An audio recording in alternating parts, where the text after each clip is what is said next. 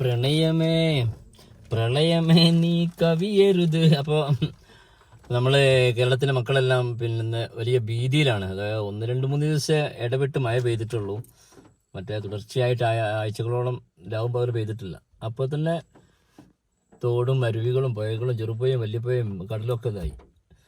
അപ്പോൾ ഞാൻ എൻ്റെ യുക്തിക്ക് നമ്മളെ ഹിക്മത്ത് വരെ നമ്മളെ യുക്തിക്ക് തോന്നുന്നൊരു കാര്യം നമ്മൾ അധികാരികളിൽ എത്തിക്കാൻ, അധികാരികൾ ആരും സതീഷ് സാറായാലും ആരായാലും, നമുക്കിപ്പോൾ ഹൈക്കോർട്ടിൽ പോയി ഫയൽ ചെയ്ത് കണ്ടാൽ അവിടെ ഒരു അപ്പീൽ അപേക്ഷ കൊടുത്ത് കണ്ടെന്ന് അധികാരികളെ അറിയിക്കാൻ കഴിയില്ല ഈ സോഷ്യൽ വഴി. അപ്പം എങ്ങനെയെങ്കിലും സതീശൻ സാർ എത്തുകയാണെങ്കിൽ, അറിയുകയാണെങ്കിൽ നമ്മൾ ചെറിയ റിക്വസ്റ്റ്. അതെ, നമ്മളെ യുക്തിക്ക് തോന്നിയത് പറഞ്ഞാൽ വിഷയം എന്താണ്, നമ്മളിപ്പോൾ മുമ്പത്തെ കാലത്തൊക്കെ ഷോർട്ടാക്കി പറഞ്ഞാൽ ഇപ്പോൾ ഒരു ചെമ്പ് വെള്ളം, ഒരു ചെമ്പിൽ വെള്ളം കൊള്ളില്ല, അതിൽ അരച്ചെമ്പ് മണലും ബാക്കി വെള്ളം ഒഴിച്ചാൽ ആ വെള്ളത്തിൽ നിൽക്കാൻ സ്ഥലമില്ല. ഈ മലകളിൽ നിന്നും മറ്റു മലകളിൽ നിന്നൊക്കെ അരുവികളും കൊച്ചുതോടും ചെറുപുഴയും ഒക്കെ എല്ലാം ചെറിയ പൂയ്മണങ്ങൾ ഒലിച്ച് വന്ന് അത് പുഴയിൽ കുമിഞ്ഞു കൂടുകയാണ്. അപ്പം ഞാൻ നേരത്തെ പറഞ്ഞ പോലെ ചെമ്പിൽ അര മണലുണ്ടെങ്കിൽ പിന്നെ വെള്ളത്തിന് അവിടെ സ്പേസ് ഉള്ളൂ, പിന്നെ ചെമ്പ് നിറഞ്ഞു കവിയുക. ഈ കാണുന്ന പുഴകൾ നിറയെ ഈ പൂയും മണലും കുമിഞ്ഞു കൂടിക്കുക. പിന്നെ മഴ പെയ്ത ഒരു രാവ് പെയ്ത വെള്ളം കവിഞ്ഞു പോവല്ലേ. എന്തോ ഒരു യുക്തിക്ക് നിരക്കാത്ത ആള്. ഇപ്പൊ നമ്മളെ ഭൂമിയുടെ ആണിയായ പാറ, ഉറച്ച മലയിലുള്ള നല്ല ഉറച്ച പാറകൾ, കരിമ്പാറകൾ, അത് വീട് പണിക്ക് ഓരോ സിസ്റ്റാക്കിയിട്ട് പൊട്ടിച്ചിട്ട് ബോളറാക്കിയിട്ടും മെറ്റലായിട്ടും എംസാലായിട്ടും ചെറിയ തേപ്പിന് തരിയായിട്ടും വലുതായിട്ടും പടുവിനായിട്ടും പാറ പൊട്ടിച്ച്, ഉറച്ചു നിൽക്കുന്ന പാറ പൊട്ടിച്ച് ലൂസാക്കിയിട്ട് എംസാൻഡ് കയറ്റി കൊണ്ടുപോകാൻ അനുമതിയും, ഒരു പുഴയുടെ സുഗമമായ ഒഴുക്കിന്, അതിന് വെള്ളം നിൽക്കാനുള്ള സ്പേസിന്, അതിന് കുഴിയുണ്ടാക്കാൻ, അതിന് മണലെടുക്കൽ വിലക്കും. യുക്തിക്ക് നിരക്കാത്തതാണ്. എന്ത് തലഞ്ഞെറിഞ്ഞ നിയമമാണെന്നാവും. നമ്മളാരും കുറ്റപ്പെടുത്താനല്ല വീഡിയോ ചെയ്യുന്നത്.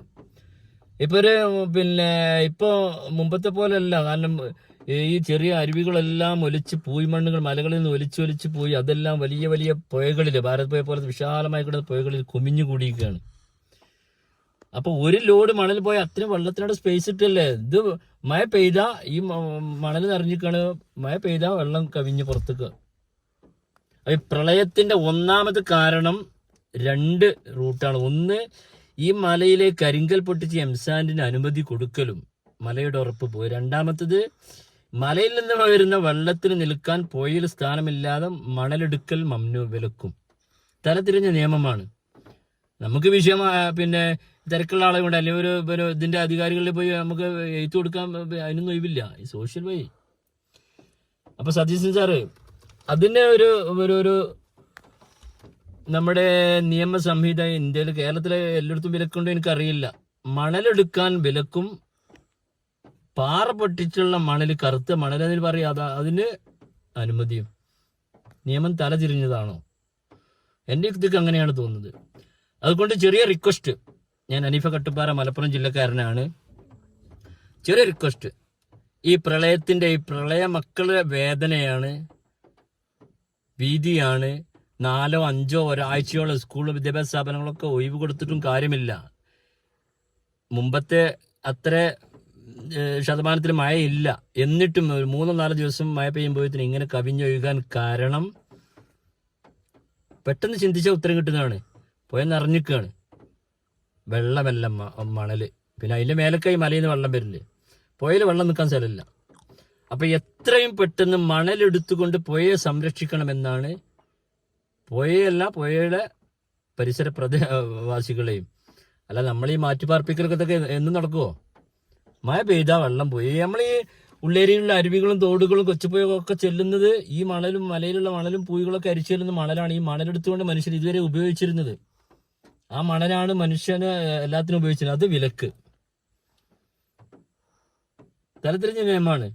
ആ നിയമം തിരുത്തി എഴുതണം എന്ന് ഒരു ചെറിയ റിക്വസ്റ്റ്.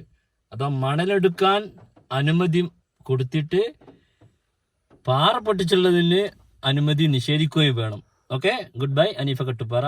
അത് എല്ലാം കൊണ്ടും യുക്തിക്ക് നിരക്കുന്നതുമാണ്. ഒറ്റവാക്ക് ഏത് ഒരു സാമാന്യ ബുദ്ധിക്കും നിരക്കുന്നൊരു തത്വമാണിത്.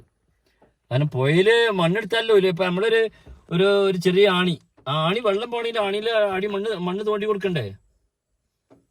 ഞാൻ ആദ്യം പറഞ്ഞ ഉദാഹരണമാണതിന്. ഒരു ബക്കറ്റ് വെള്ളത്തിൽ അര ബക്കറ്റ് മണ്ണിട്ട് പിന്നെ അതിൽ അര ബക്കറ്റിലെ വെള്ളം കൊള്ളുള്ളൂ. പിന്നെ ആ അര ബക്കറ്റ് വെള്ളം നിറഞ്ഞു ഒഴിക്കല്ലേ. ഈ പുഴയിൽ ഇത്ര ആയിക്കണക്കില് മണലെടുത്തിട്ട് കുമിഞ്ഞു കൂടിയിട്ട് അതിന്റെ മേലെ പിന്നെ വെള്ളം പ്രളയം ഉണ്ടാക്കുമോ?